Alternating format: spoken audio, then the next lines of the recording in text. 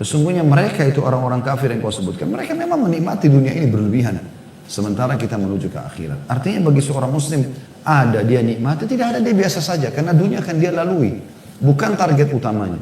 Orang mukmin itu teman-teman, dalam kondisi dia kaya, dia bersyukur. Dalam kondisi dia miskin, dia bersabar. Semua biasa saja bagi dia. Karena dia tahu dunia ini bukan tempat abadi. Hanya sementara. Akan dilalui. Dia tunggangin ini untuk menuju kepada kehidupan abadi.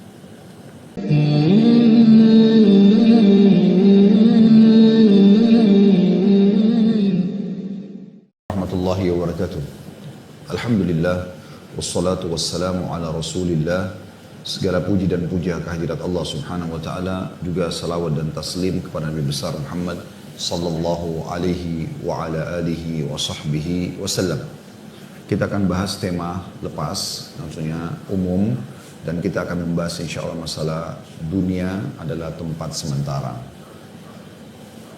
Yang dirincikan di dalam agama Islam, dan ini sebuah karunia yang luar biasa, adalah bagaimana kita mengenali hakikat daripada dunia yang sedang kita lalui ini. Kalau Anda merenungi, dan insya Allah akan kita sampaikan nanti beberapa gambaran tentang masalah itu ke depannya, 1 jam ke depan ini insya Allah. Mudah-mudahan ini bisa memberikan gambaran kepada kita. Seperti apa sih sebenarnya dunia ini yang sedang kita lalui? Dan apa tujuannya kita ada di sini? Apa sebenarnya rahasia kenapa banyak sekali manusia-manusia sebelum kita yang pada saat kita lewat di kuburan, mereka sudah masuk dalam tanah?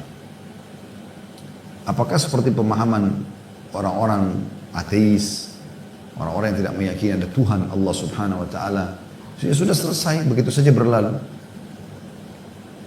Atau memang ada kehidupan di sana, ada sesuatu di sana, dan ada kelanjutan kehidupan? Maka kebahagiaan bagi seorang muslim, mereka tahu semua masalah itu, tidak tertutup apapun. Dan kalau kita paham itu teman-teman sekalian, nanti kita akan lihat prestasi-prestasi dunia akan kita kejar, tapi tidak menutup, ya, atau bahkan itu ditunggangi untuk mendapatkan yang terbaik di kehidupan abadi di akhirat sana. Allah subhanahu wa ta'ala sudah menciptakan segala hal yang berpasang-pasangan. Seperti ada muda, ada tua, ada laki-laki, ada perempuan, ada kaya, ada miskin, ada lapar, ada kenyang, gitu kan? Ada sakit, ada sehat. Ya.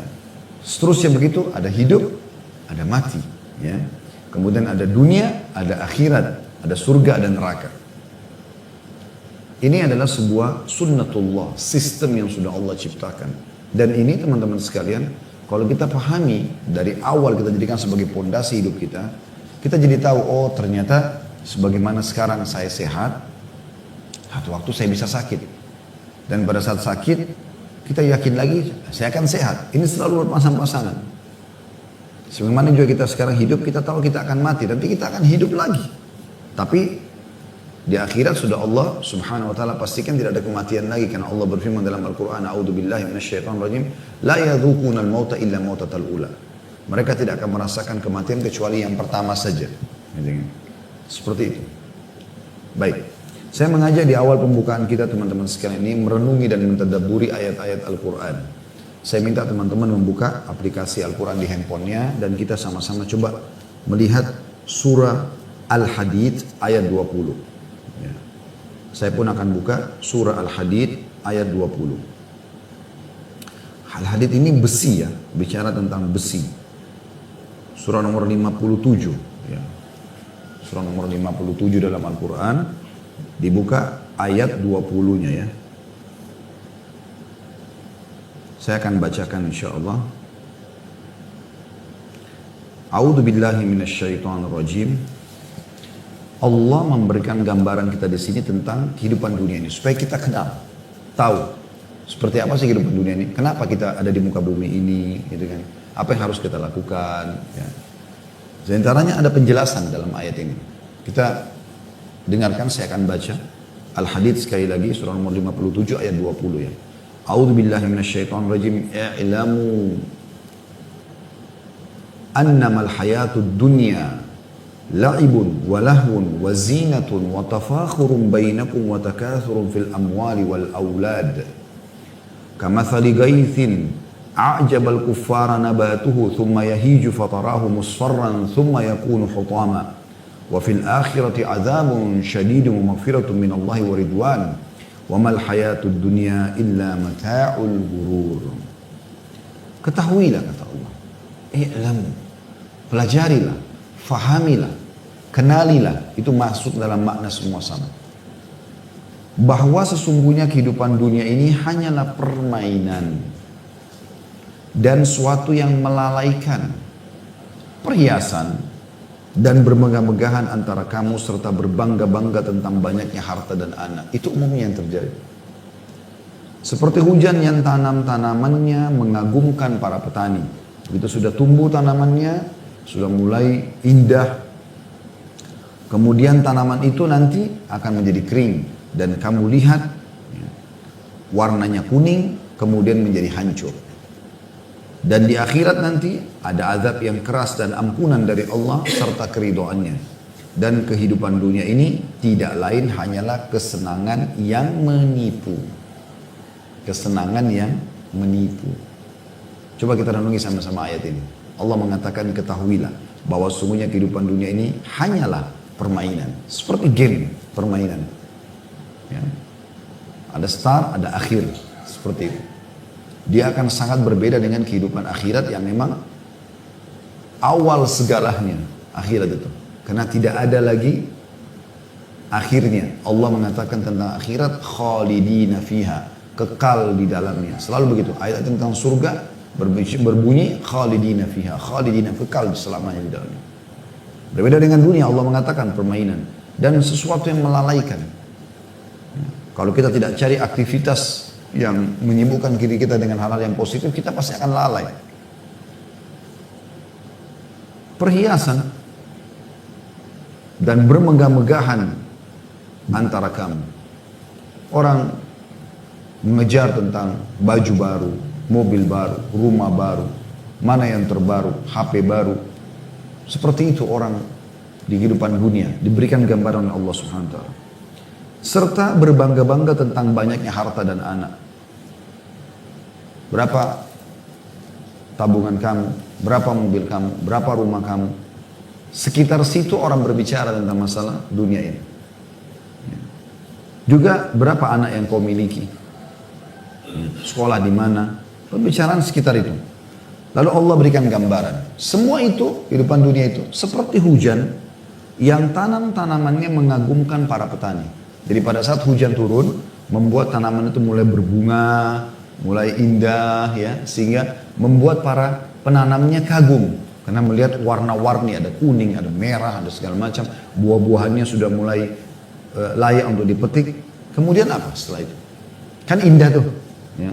Pada saat kita lihat mangga lagi berbuah, kita tunggu matangnya, begitu matang kita petik, kan indah sekali. Tapi Allah gambarkan kehidupan dunia seperti itu.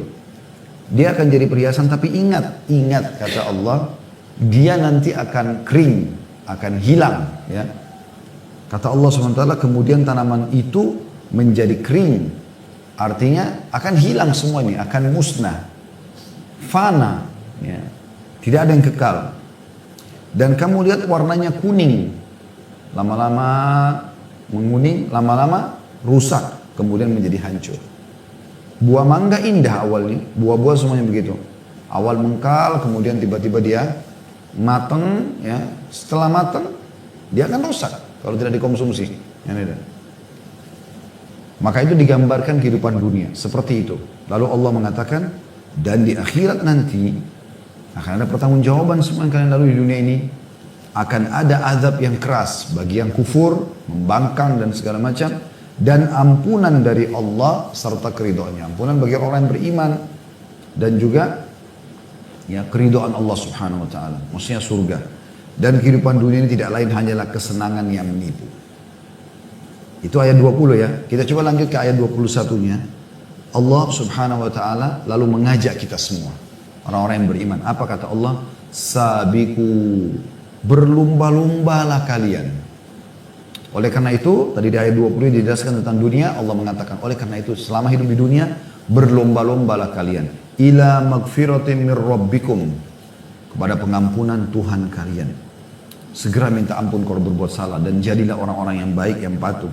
Wa jannatin arduha ka ardis sama'i wal ardi uiddat lil ladina amanu billahi wa rusulih. Dan kejarlah surga yang luasnya seluas langit dan bumi. Yang di akhirat nanti, begitu kamu melalui kematian, kamu akan menuju kepada kehidupan yang abadi yang sebenarnya. Di sana ada surga, tempat abadi yang luasnya seluas langit dan bumi. Kita tidak akan pernah temukan teman-teman ada bangunan semegah sebesar surga. Satu bangunan dinamakan surga, ya, itu seluas langit dan bumi.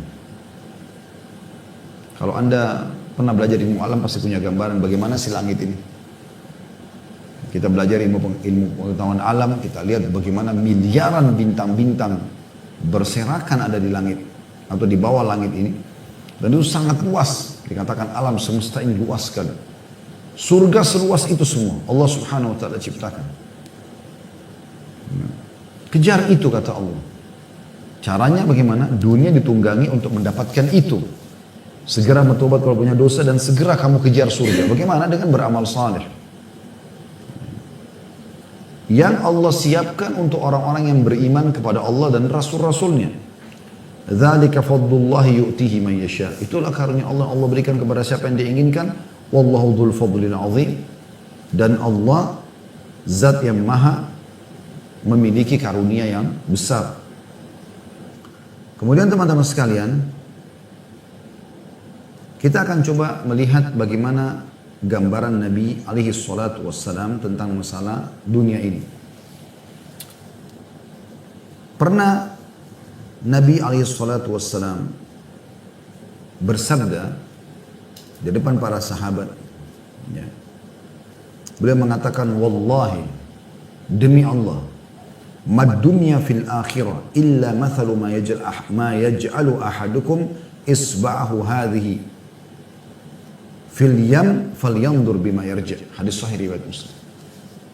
Nabi SAW setelah melihat sahabat-sahabat pindah ke Madinah, mereka sudah mulai punya rumah, mereka sudah mulai punya perkebunan-perkebunan, mereka jihad dapat ghanimah harta rampasan perang, mereka yang tadinya belum berumah tangga sudah berumah tangga dan punya keturunan, sudah mulai makmur kehidupan, gitu kan? Maka Nabi SAW mengingatkan, langsung Nabi bersumpah, wallahi, demi Allah, sesungguhnya dunia ini, maksudnya kalian sekarang rasakan makan enak, minum, punya istri, punya suami, punya anak, punya rumah, punya kendaraan, segala macam. Dunia ini dibandingkan akhirat yang harusnya kalian tunggangi dunia ini untuk menuju ke sana. Ya, perumpamaan perbedaannya seperti jari seseorang di antara kalian, ya, telunjuk yang kalian celupkan ke lautan, maka lihatlah berapa banyak tetesan air yang ikut dengan jarinya. Dunia seperti tetesan air yang di jari telunjuk tadi, sementara akhirat seperti lautan yang luas. Artinya Nabi SAW memberikan gambaran kepada kita, dunia kalian lalui ya. Kenapa sih kita lalui? Tidak mungkin tidak. Semenjak ayah kita Adam alaihissalam dan ibu kita Hawa alaihissalam diturunkan oleh Allah SWT di muka bumi, maka tidak akan terjadi kiamat sampai seluruh keturunan Adam alaihissalam lahir. Tidak akan terjadi kiamat sampai manusia terakhir yang Allah takdirkan akan lahir. Dan Allah sudah mengatur tujuan kita untuk ada di muka bumi. Dalam surah Az-Zariyat Allah menjelaskan masalah itu. A'udzubillahi minasyaitonir rajim, wa ma khalaqtul jinna wal insa illa liya'budun. Seingat saya surah nomor 56 ayat 50-an ini ya. Aku tidak menciptakan jin dan manusia ada di muka bumi itu kecuali untuk menyembah kepadaku. Untuk patuh, menjalankan perintah-perintah Allah subhanahu wa ta'ala tujuannya. Dan mengejar akhirat.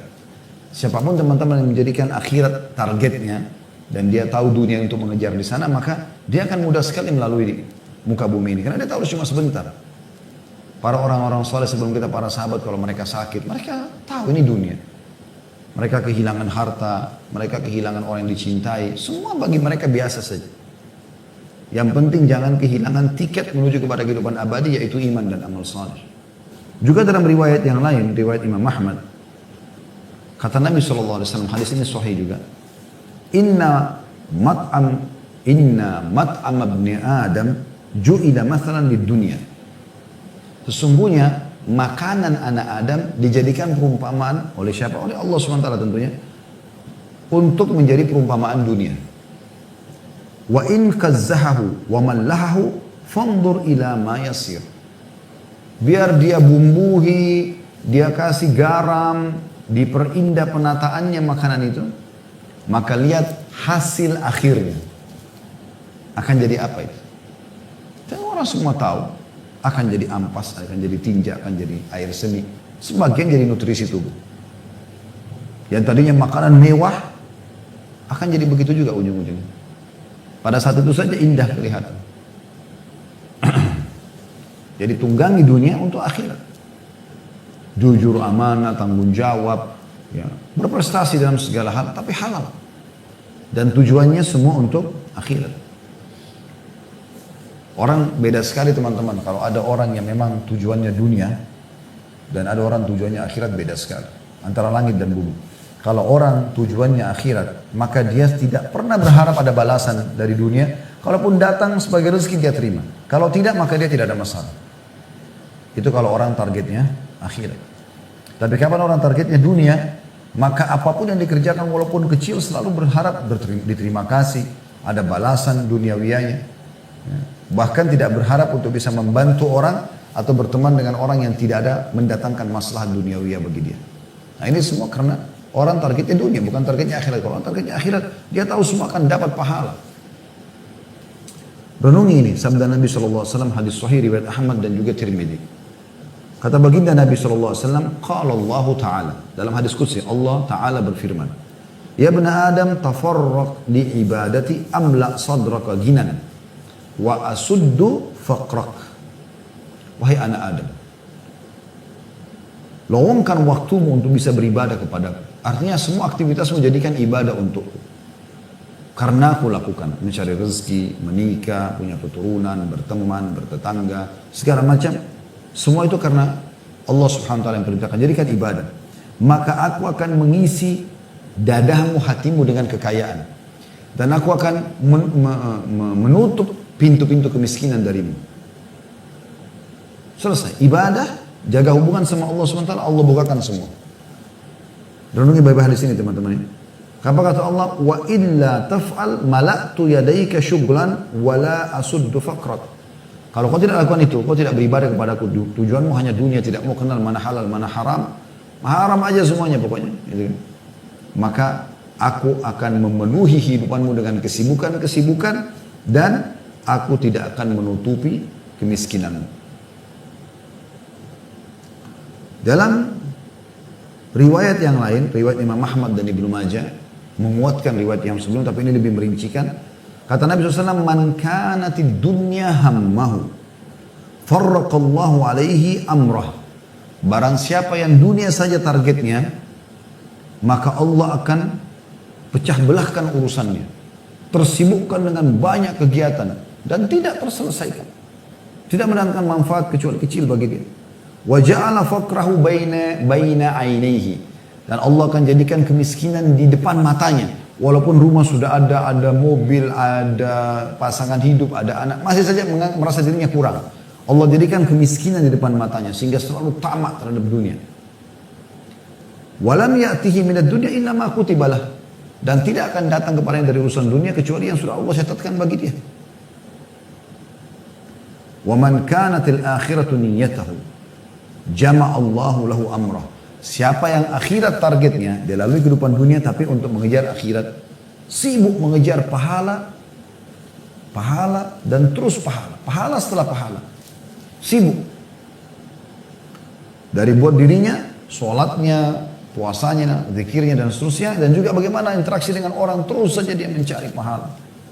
Maka Allah akan satukan perkara-perkara urusannya. Maksudnya Allah akan mudahkan urusannya. Wa ja'ala ginahu fi qalbi, dan Allah akan jadikan kekayaan dalam hatinya sehingga selalu semuanya disyukuri sama dia. Wa atathu dunya wa hiya ragimah, dan pasti dunia akan datang kepadanya ya, dalam kondisi terhina. Ini fakta teman-teman. Jaga hubungan dengan Allah Subhanahu wa taala, Allah akan penuhi kebutuhanmu. Demi Allah, ini faktanya. Ini faktanya. Pada saat saya coba praktikin dalam kehidupan apa yang disampaikan Nabi SAW ini teman-teman sekalian. Padahal spesialis saya agama. Saya mengajar. Seorang guru mengajar biasa semampu saya. Jadi dai. Dan terus masih belajar dan berharap rahmat Allah Subhanahu wa taala. Tapi teman-teman, saya coba menjawabkan itu semampu mungkin agar menjadikan ini sebagai pendekatan diri kepada Allah Subhanahu wa taala. Subhanallah, Allah mudahkan yang betul-betul. Sekarang alhamdulillah di bawah perusahaan kami ada 115 orang yang bergabung. Tiap bulan kami harus berikan gaji. Belum ada sewa tempat usaha. Belum ada ini dan itu. Ya, segala macam kebutuhan keluarga. Tapi subhanallah yang telah memenuhi semua itu. Kadang-kadang pulang dari ceramah, ada saja penawaran tentang ini, penawaran tentang itu. Saya jadi berpikir, oh ternyata memang kuncinya sebenarnya kita jadikan diri kita ini mengabdi kepada Allah Subhanahu wa taala. Allah betul-betul datangkan dunia dalam kondisi terhina. Datang. Kebutuhan-kebutuhan terpenuhi dengan sendirinya. Dan berapa banyak orang yang justru tujuannya adalah dunia, sibuk bangun perusahaan ini, perusahaan itu, tapi uang haram dari sana, uang haram dari sini. Subhanallah, terlilit utang sana sini, ya. Bermasalah dalam rumah tangganya, ini dan itu, anaknya nakal, durhaka sama dia. Belum lagi pada saat dia meninggal mungkin meninggalkan utang bagi ahli waris, atau masa-masa hidup Allah permalukan karena hasil uang haram maka disita semua, ya, rumah-rumahnya dan segala macam. Banyak hal yang terjadi. Jadi kata kuncinya sebenarnya ahammu syai'an takuna salihah. Saya dengar kalimat ini dari seorang dai di Saudi yang menyampaikan, subhanallah, dia mengatakan sebenarnya bukan hal terpenting dari apa yang kau sampaikan, apa yang kau lakukan. Tapi yang terpenting adalah bagaimana kau menjadi orang saleh sehingga apa yang kau lakukan dan kau ucapkan itu semuanya benar. Artinya hubungan kita dengan Allah SWT baik, maka baik semuanya. Kalaupun ada orang-orang yang mau niat buruk dengan kita, maka Allah punya cara untuk menghilangkan orang-orang buruk itu. Allah punya cara. Bukan kita yang harus menguras tenaga kita. Jadi betul-betul Allah tadi mengatakan, Nabi SAW mengatakan, Jama' Allah amra, Allah akan satukan perkara-perkaranya, Allah akan mudahkan semua urusannya. Itu luar biasa. Fakta depan mata. Nabi SAW menghina orang-orang yang hanya sibuk dengan harta dunia ini dan lupa masalah akhiratnya. Kalau anda kaya raya dan anda bisa tahu, ya, bagaimana mengalokasikan itu pada tempat-tempat yang tepat.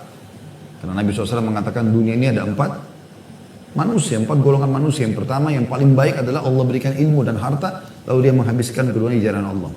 Sudah pintar, kaya, lalu dia alokasikan semua itu dalam kebaikan-kebaikan. Yang kedua adalah orang yang Allah berikan ilmu tapi tidak diberikan harta.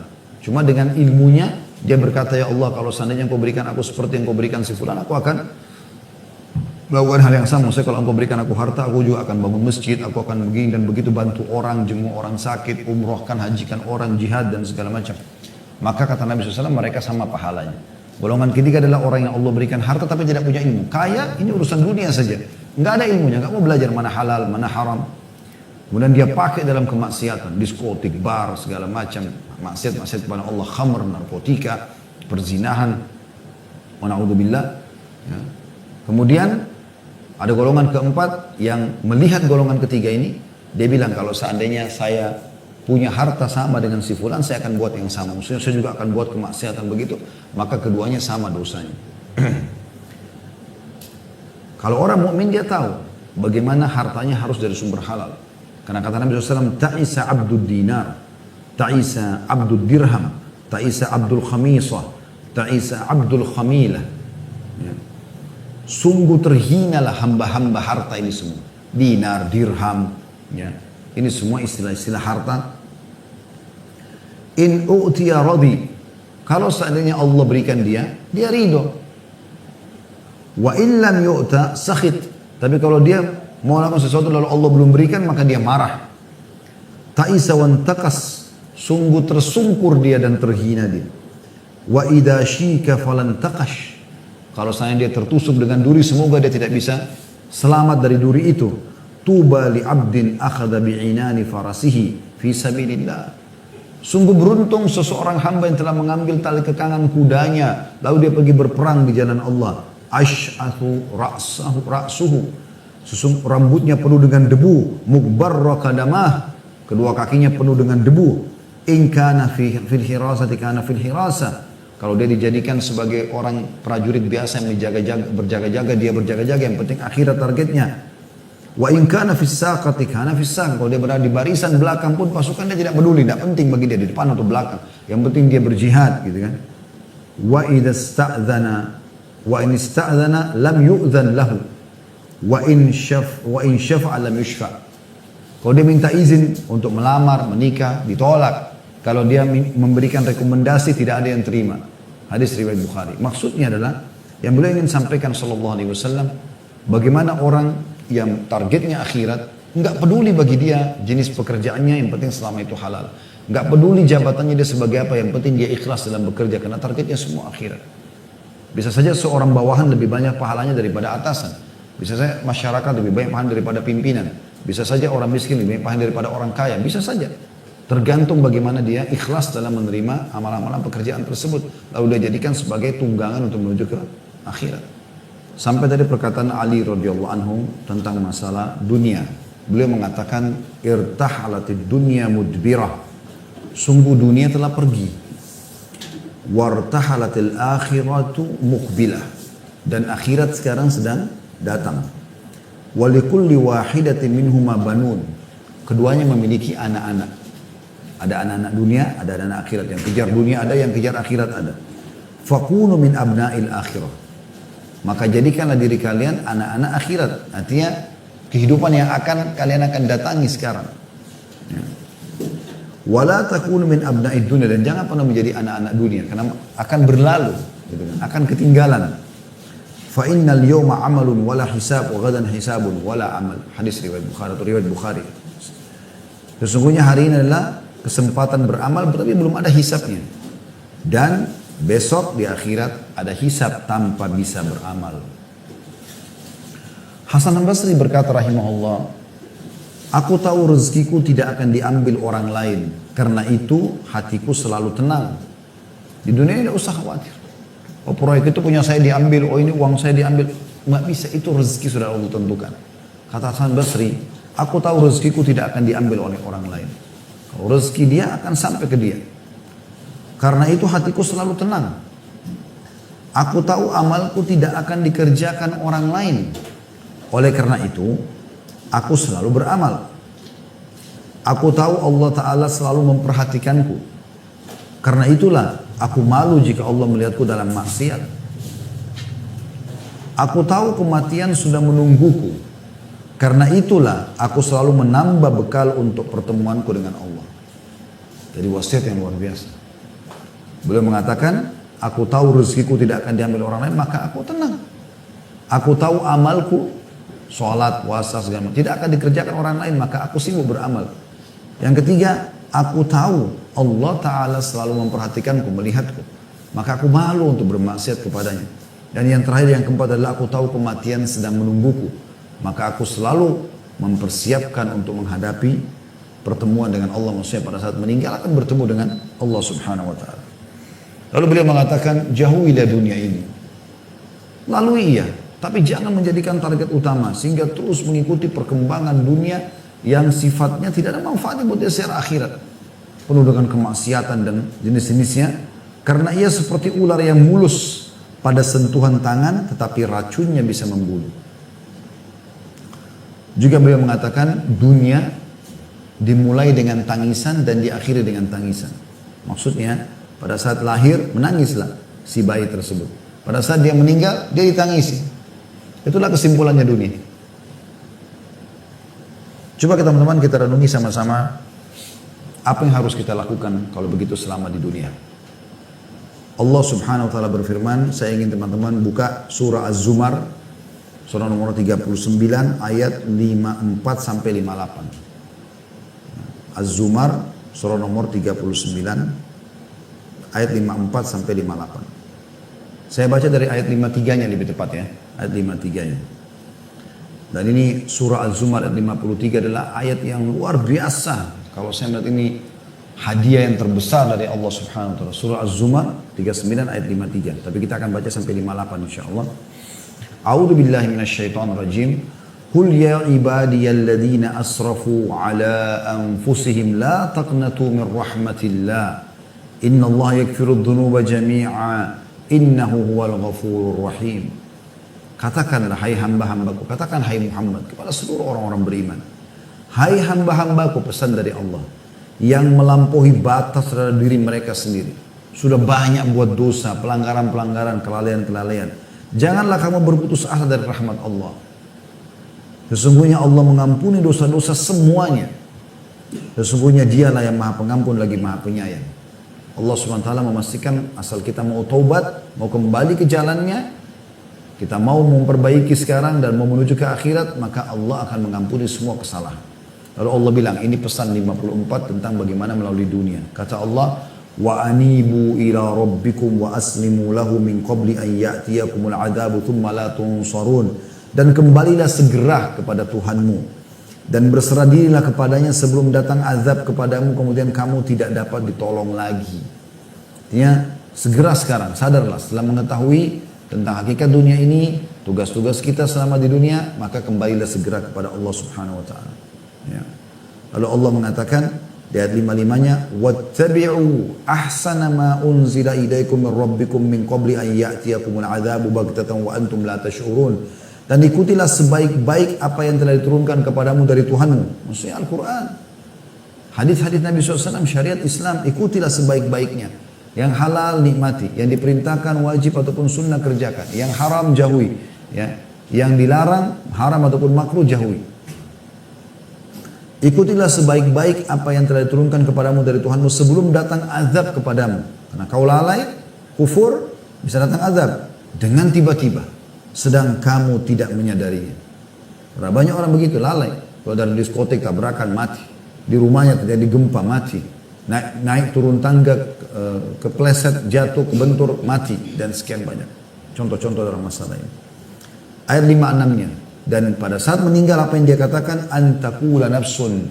Ya hasrata ala ma farrattu fi jambillahi wa in kuntu laminas sakhirin. Supaya jangan ada orang yang mengatakan pada saat mau meninggal atau sudah meninggal, amat besar penyesalanku atas kelalaianku dalam menunaikan kewajiban terhadap Allah. Sedangkan aku sungguhnya termasuk orang-orang yang memperolok-olok, maksudnya agama Allah. Wa na'udzubillah. Ada orang subhanallah meninggalkan perintah agama lalu lalai sampai dia meninggal. Tidak taubat dan memperbaiki. Ini kerugian yang besar bagi dia. Semua orang-orang yang menjadi teman kita, orang-orang yang bersama kita, apalagi ahli maksiat sama-sama saling mendukung dalam kemaksiatannya teman-teman sekalian. Ini hanya sampai kita meninggal dulu atau dia meninggal dunia. Kalau dia meninggal dunia lebih dulu, kita akan tinggalkan dia di kuburan. Tidak mungkin kita akan duduk di kuburan menemani dia. Kalau kita meninggal lebih dulu, dia pun hanya sampai di kuburan, setelah itu dia akan pulang, dia aktivitas seperti biasa. Ayat 57-nya, au taqula law anna Allah hadani lakuntu minal muttaqin. Atau jangan ada yang berkata lagi nanti, oh sekiranya Allah memberi. Wah, bukankah sekarang Anda bisa baca Al-Quran dan terjemahnya, bukankah banyak pengajian, bukankah di medsos juga banyak ceramah-ceramah. Tapi nanti orang kalau tidak mengikuti itu akan menyesal semua. Allah bilang, dia mati, dia menyesal. Ayat 58 juga sama. Au taqula hina taral adzab law annani karratan fa akuna minal muslimin. Atau supaya jangan ada juga yang mengatakan pada saat melihat azab, siksa kubur, siksa neraka, kalau sekiranya aku dapat kembali ke dunia, niscaya aku akan termasuk orang-orang berbuat baik. Tidak akan bisa. Percuma, tidak akan ada cara dia lagi untuk bisa menyelamatkan diri kalau sudah datang padanya kematian. Saya akan coba baca teman-teman sampai ayat 61 saya tambahkan karena ini ada relevansinya ya. Tadi sampai 58, ayat 59-nya bala qad ja'atka ayati fakadzdzabta biha wastakbarta wa kunta minal kafirin. Bukan demikian, kau percuma saya bicara seperti itu pada saat sudah menghadapi kematian.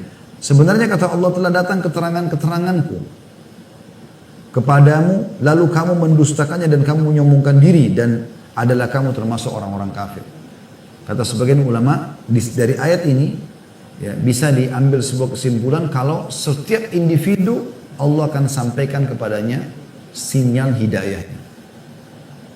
Sinyal hidayah akan sampai ke dia penyampaian nasihat, tapi dia engah enggak dari kerabatnya, dari temannya, dari pasangannya, dari anaknya, dari lingkungannya.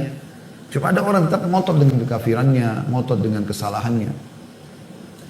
Ayat 60-nya, wa yaumal qiyamati taral ladzina kadzabu 'ala Allahi wujuhum muswaddah alaysa fi jahannam mathwan lil mutakabbirin. Pada hari kiamat nanti, hai orang beriman, ya, kamu akan melihat orang-orang yang berbuat dosa terhadap Allah, nggak mau patuh, nggak mau beriman, mukanya menjadi hitam. Bukankah dalam neraka jahanam itu ada tempat bagi orang yang menyombongkan diri?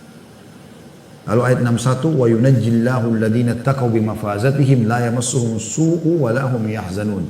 Dan Allah menyelamatkan orang-orang yang bertakwa karena kemenangan mereka, maka tidak disentuh oleh azab dan tidak pula mereka berduka cita. Nah, jadi Allah Subhanahu wa taala memastikan orang-orang yang kufur, yang berbuat kemaksiatan, mereka akan menyesal itu. Kemudian kita coba tutup insyaallah dengan beberapa hadis Nabi sallallahu alaihi wasallam. Kata Nabi SAW dalam hadis riwayat Baihaqi, thalathun munjiyat. Ada 3 perkara yang bisa menyelamatkan kalian. Di dunia selamat, menuju ke akhirat juga selamat. Yang pertama kata Nabi SAW, khasyatullahi fis sirri wa alaniyah. Selalu takut dan tunduk kepada Allah dalam keadaan sendirian atau rame-rame, di keramaian. Selalu cuma ada yang halal yang dibolehkan. Yang haram semua dijauhi, baik sendiri ataupun lagi rame-rame. Yang kedua, wal qasdu fil ghina wal faqr. Ekonomis, ya. Tidak mubadzir pada saat kaya ataupun miskin. Yang ketiga, wal adlu fil ridha wal ghadab. Selalu berlaku adil walaupun dalam keadaan ridha ataupun emosi, marah. Ya, seperti itulah. Juga sabda Nabi SAW agar kita bisa melalui dunia ini dengan tenang, aman, tentram. Kata Nabi SAW, unzur ila man huwa asfala minkum. Lihatlah selalu kepada orang-orang yang lebih di bawah daripada kalian. Lebih kurang paras wajahnya, lebih kurang postur tubuhnya, lebih kurang hartanya, lebih kurang keturunannya, lebih kurang luas rumahnya, lebih kurang kendaraannya dan seterusnya. Wala tanzuru ila man huwa fawqakum, dan jangan pernah lihat orang yang di atas kalian, lebih kaya, lebih sehat, lebih gagah, lebih cantik, lebih pintar. Jangan lihat mereka. Fa innahu ajdaru alla tazdaru ni'matallahi alaikum. Karena itu akan mempersulit kalian bersyukur terhadap nikmat yang Allah berikan. Hadis ini riwayat Bukhari. Jadi kalau kita diberikan sepeda, jangan lihat orang yang punya motor, lihat orang yang masih jalan kaki. Kita jalan kaki pun ada orang yang lebih masih bisa kita lihat orang yang pincang kakinya, gitu kan. Kita masih sempurna. Kalau kita punya motor, jangan lihat orang yang punya mobil, kita lihat orang yang masih pakai sepeda. Kita punya mobil tahun 2000 misalnya, jangan lihat orang yang punya mobil 2020, kita lihatnya yang di bawah itu, dan seterusnya. Kita punya rumah tipe 36, jangan lihat orang yang punya rumah lebih besar, lihat rumah yang lebih kecil, seterusnya begitu. Kita punya anak cuma 1, lihat orang yang tidak punya anak sama sekali, gitu kan. Kita sudah menikah tapi tidak punya anak, lihat orang yang belum menikah, masih banyak yang bisa kita lihat. Sehingga kita selalu bersyukur terhadap nikmat Allah Subhanahu wa ta'ala. Nabi SAW dalam hadis lain riwayat Ibnu Majah dengan sanad hasan juga pernah setelah mengantar jenazah kemudian beliau menangis, ya, melihat jenazah tersebut, lalu beliau mengatakan sabdanya yang masyhur, wahai saudara-saudaraku, untuk inilah selalu kita punya persiapan. Kita simpulkan teman-teman sekalian, apa yang kita sampaikan, dunia ini kita boleh lalui, bahkan kita harus lalui sampai batas ajal yang sudah Allah tentukan. Tetapi bukan untuk bermaksiat kepada Allah. Kalaupun pernah melakukan kemaksiatan, bertobat kepada Allah SWT segera. Kita harus menyadari kalau kita sedang menuju kepada kehidupan abadi, yaitu akhirat. Mati itu adalah sebuah pintu yang kita harus semua akan lalui. Mau anda sehat, mau sakit, mau muda, mau tua, kita akan lalui semua. Tidak ada yang tidak melalui kematian tersebut. Untuk menuju kepada kehidupan abadi. Cuman masalahnya, di akhirat itu cuma ada 2 tempat, surga atau neraka.